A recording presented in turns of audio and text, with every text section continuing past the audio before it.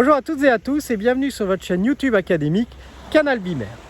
Nous allons commencer la préparation à l'examen au brevet d'initiation à la mer en abordant la partie 5 du programme de l'examen qui s'intitule les espaces maritimes, les enjeux marins et les espaces associés. Dans cette partie, il s'agit de vous sensibiliser aux multiples enjeux du secteur maritime comme les enjeux géopolitiques, économiques, socioculturels et environnementaux. Ainsi, durant quelques semaines, nous vous proposerons plusieurs vidéos pour traiter ce domaine. Celles-ci ont été réalisées par Joseph Jiménez, professeur d'histoire-géographie, et nous l'en remercions. Et tout de suite, place à cette première émission. À toi Joseph, et très bonne émission à toutes et à tous.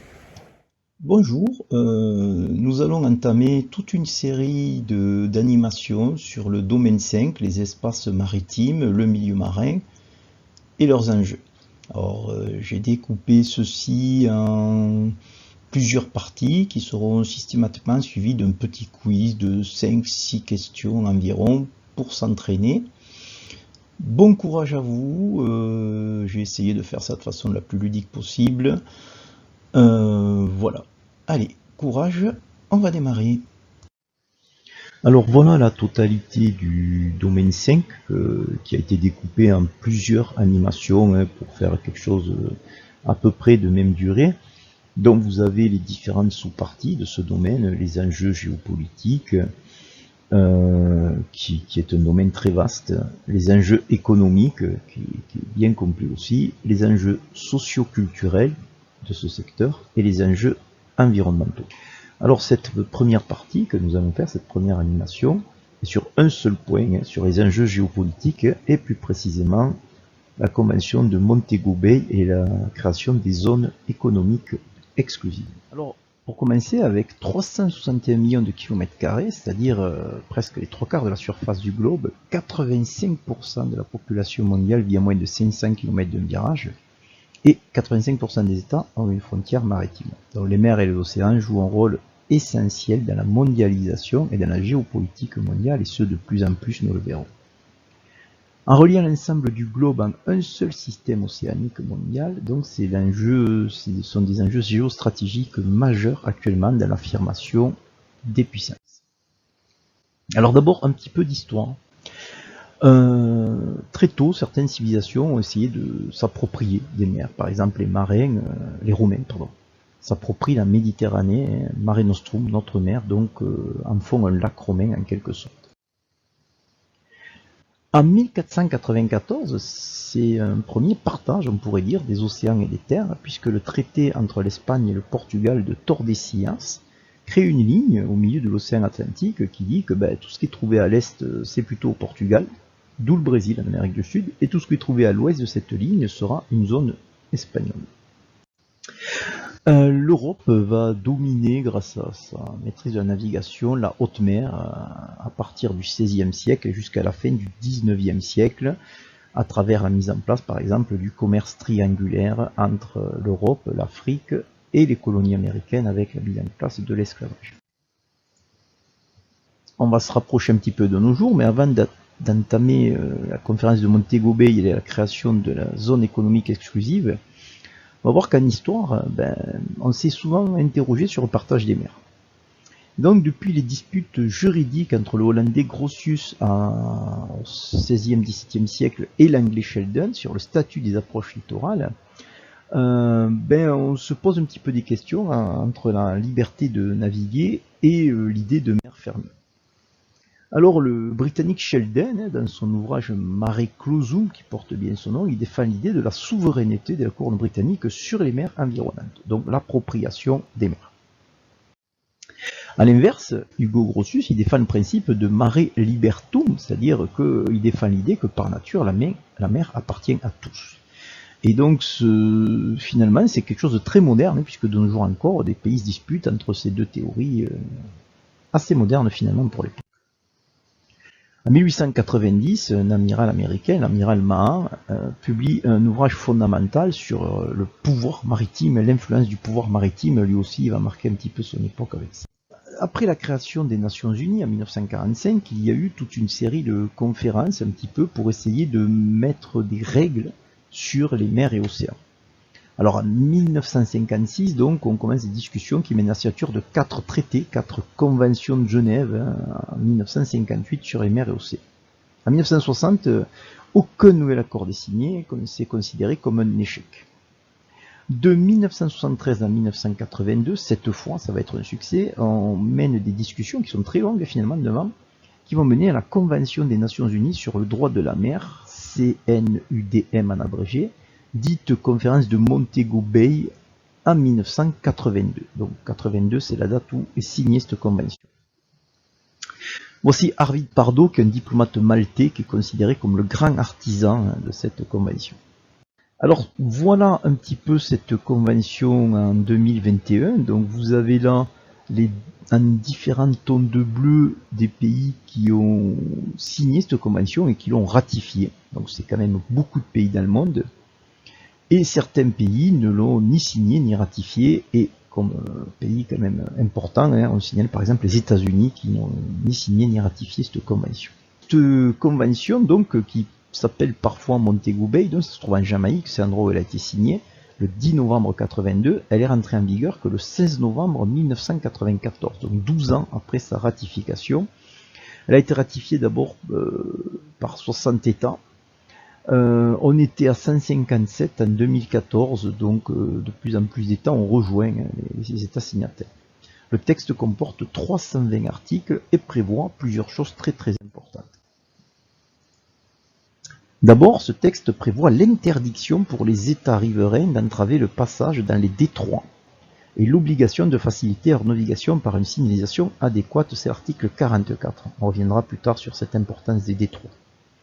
La création de zones économiques exclusives, les ZEE, le texte définit cette ZEE comme une bande limitée par la ligne des 200 miles nautiques, environ 370 km à partir de la ligne de base, en l'absence d'autres rivages, sinon il faut partager, évidemment. Si le rivage le plus proche est à moins de 200 miles nautiques, on trace en principe la frontière à mi-distance des lignes de base des deux pays riverains. Dans la réalité, c'est beaucoup moins simple. La Convention fixe les droits d'exploitation à l'intérieur des ZEE, par exemple le droit à la construction d'îles artificielles, c'est l'article 60. Cette convention délimite aussi un droit des États sans littoral, c'est l'article 69, dont le droit de participer, selon une formule équitable, à l'exploitation d'une part appropriée du reliquat des ressources biologiques des ZEE des États côtiers de la même sous-région. Ça, c'est très dur à faire appliquer. Un autre article dit que la liberté en haute mer, ouverte à tous les États côtiers ou sans littoral, et cette liberté inclut la navigation, le survol, la pose de câbles sous-marins et de tubes, la pêche et la recherche scientifique, donc une certaine liberté quand même. Un autre article explique la lutte contre le transport d'esclaves, article 99, la lutte contre la piraterie, on parlera de cette piraterie moderne, ou la conservation des ressources biologiques, nous en parlerons aussi. Alors les ZEE, ce sont des espaces maritimes où un État exerce des droits d'exploitation sur les ressources, d'où les convoitises qu'elles suscitent. Leur délimitation, elle a commencé en 1982, c'est pas achevé. C'est parfois fait de chamaillerie entre les États, donc ça complique leurs mesures. En plus, il faut distinguer le domaine marin, le sol, le sous-sol, et l'espace maritime, c'est-à-dire la surface de la mer et la colonne d'eau entre le sol et donc la surface. Des outils existent pour obtenir des données sur la superficie des ZEE État par État, mais c'est en évolution, on verra pour la France par exemple. Voilà ce que peut donner un tableau, donc sur les dernières données de 2016. Il faut remarquer que les États-Unis sont la première zone économique exclusive au monde, avec 12 millions de kilomètres carrés, et que la France est le deuxième pays en superficie, ce qui est quand même important pour un petit pays finalement en superficie, un demi-million de kilomètres carrés, 10 millions de kilomètres carrés de zones économiques exclusives, donc surtout avec les territoires outre-mer. Donc au-delà de la ZEE, se trouve la haute mer, qui représente quand même 64% de la surface des mers et océans, c'est beaucoup. Tous les États, avec ou sans littoral, peuvent librement y exercer des activités de navigation, de pêche, de recherche scientifique, de survol, de pose de câbles, voilà. C'est le patrimoine mondial. Alors voilà un petit schéma qui permet de comprendre un petit peu tout ça. Donc vous avez le continent, vous avez la zone, la mer territoriale, c'est-à-dire où il y a un contrôle strict en fait de la part du pays côtier. la zone contiguë où il y a un contrôle des activités de douane et autres, puis la zone économique exclusive, donc où il y a un droit économique, et enfin la haute mer qui est libre. Alors voilà ce que peut donner cette délimitation des 200 miles marins, par exemple, sur des territoires français. Alors pour les îles Crozet et autres, il n'y a rien autour, donc on prend un compas, on le met au centre et on fait des cercles donc qui se recouvrent l'un l'autre. Voilà, c'est relativement simple. Pour le canal du Mozambique, c'est plus compliqué, puisque à mi-chemin, on trouve d'autres pays, d'autres États qui ne sont pas la France. Et donc, il faut couper la poire en deux et faire des 50-50, on passe les lignes un petit peu au milieu. Alors, le droit international se complexifie un petit peu, puisqu'il place tout le plateau continental et ses ressources sous la juridiction de l'État souverain. Et donc, on peut aller au-delà de la zone normalement des 200 miles marins. Donc on peut élargir jusqu'à une limite maximale de 350 miles, c'est le cas numéro 4, donc tant qu'on peut prouver qu'il y a un plateau continental, voilà, on peut s'étendre. Et cette disposition donne lieu à de grands nombres de revendications de la part de certains États, le Brésil qui veut s'étendre très loin dans l'océan Atlantique, et la France aussi, qui étend sa zone économique exclusive en Martinique, en Guadeloupe, en Guyane par exemple. Donc, dans certains domaines, la France étend cette zone économique exclusive. Voilà ce que peut donner cette extension. Donc, vous avez là le programme Extraplac pour extension raisonnée du plateau continental. Il a pour objectif d'accroître les droits de la France sur l'exploitation des ressources du sol, du sous-sol marin, au-delà des 200 miles, donc de la zone théorique de zone économique exclusive, et conforme en cela à l'article 76 de la Convention qui le permet. Donc on cherche à étendre. Voilà la carte des zones économiques exclusives dans le monde. Donc c'est les zones bleues continues. Et les zones assurées, ce sont des demandes d'extension. Donc il n'y a pas que la France qui fait ces demandes d'extension. Vous avez aussi la carte des pays enclavés dans le monde, donc qui n'ont aucun littoral, aucun accès à la mer, c'est peu finalement. Et aussi quelques conflits dans certaines zones dans le monde, on reviendra sur certains, autour des zones économiques exclusives. Alors la France là-dedans, la France c'est un pays de petite superficie par rapport à d'autres pays dans le monde, de plus d'un demi-million de kilomètres carrés, une ZEE assez étendue, des possessions sur tous les océans, et des bases navales un petit peu partout dans le monde, qui permet de rayonner dans le monde entier. La France est souvent placée à proximité de routes maritimes très très importantes, donc la France est une puissance maritime, alors on peut discuter toujours au niveau, mais est une puissance maritime affirmée. La France possède des territoires un petit peu sous toutes les latitudes, y compris des terres très placées au sud, très australes. Ce sont les terres australes et antarctiques françaises, qui sont des territoires situés dans l'océan Indien et Antarctique, dont leur superficie est limitée, mais ces terres et ces espaces, ils représentent une très grande zone économique exclusive pour la France. Vous avez la carte et la France administre aussi un petit bout de l'Antarctique qui a été divisé en petites tranches, donc la terre Adélie qui est figurée sur cette carte en jaune. Alors, vous avez ici un extrait du président Macron aux îles Éparses en 2019 qui affirme l'emprise de la France sur ces îles. Donc il nous dit, Emmanuel Macron, ici c'est la France, c'est notre fierté, notre richesse, ce n'est pas une idée creuse, les scientifiques et militaires qui sont là le rappellent. Donc la France est un pays archipel, un pays monde, on n'est pas là pour s'amuser mais pour bâtir l'avenir de notre planète. Ce que nous préservons ici aura des conséquences sur les littoraux, y compris dans l'Hexagone. Donc on part sur la préservation. Donc c'est une déclaration du président français Emmanuel Macron sur la plage et elle fait réagir Madagascar en tant que pays. C'est la capitale, donc l'État malgache, Antananarive, revendique depuis 1973 les îles Éparses, dont Grande Glorieuse fait partie. Donc ces îles sont un petit peu disputées entre Madagascar et la France. Donc ce petit archipel inhabité, il déchaîne les passions, il est inhabité, donc on pourrait imaginer qu'il n'intéresse personne, mais ce qu'il représente en termes de zone économique exclusive est important, surtout dans le canal du Mozambique entre Madagascar et le continent africain. Donc je vous l'ai dit tout à l'heure, la France administre une toute petite partie du continent antarctique Et il possède une base, la base du mont d'Urville, et cette petite terre a obtenu le nom de terre Adélie. Donc, cette base scientifique du mont d'Urville a ouvert en 1956 et permet de faire des recherches de météorologie et autres.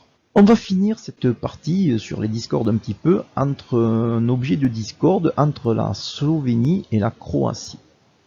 Donc vous avez ici un témoignage que je vous laisserai lire d'un pêcheur qui se plaint en fait qu'il ne peut pas travailler correctement dans la Slovénie et la Croatie, quand ce pays, en fait, quand la Yougoslavie a éclaté en morceaux, mais n'ont pas réussi à se mettre d'accord. Donc voilà les cartes qui nous font apparaître le problème plus clairement. Donc nous sommes au fond de la mer Adriatique, on voit l'Italie, la Slovénie et la Croatie qui sont nées de l'éclatement de l'ex-Yougoslavie.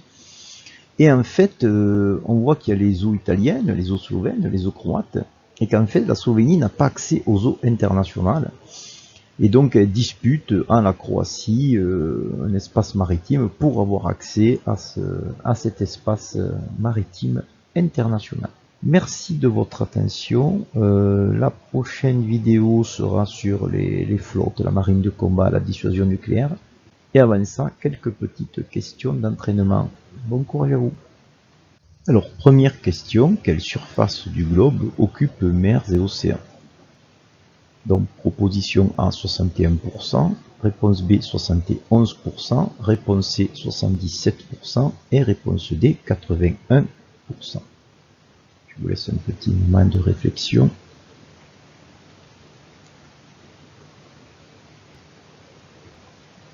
Question 2. Quand la Convention des Nations Unies sur le droit de la mer, CNUDM de Montego Bay a-t-elle été signée? Proposition A, 1972, B, 1982, C, 1992, D, 1962.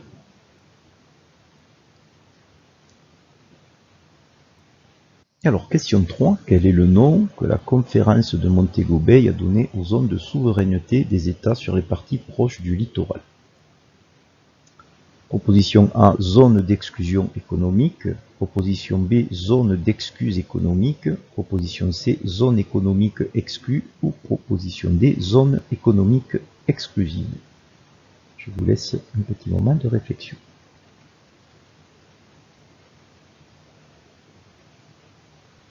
Question 4. À partir de la ligne de base et en l'absence d'autres rivages, à quelle distance maximale s'étend une ZEE?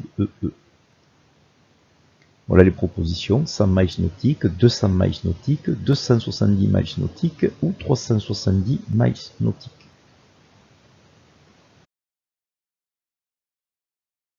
Dernière question, comment s'appelle le programme français destiné à accroître sur le sol et sous-sol marin au-delà de la limite des 200 miles nautiques?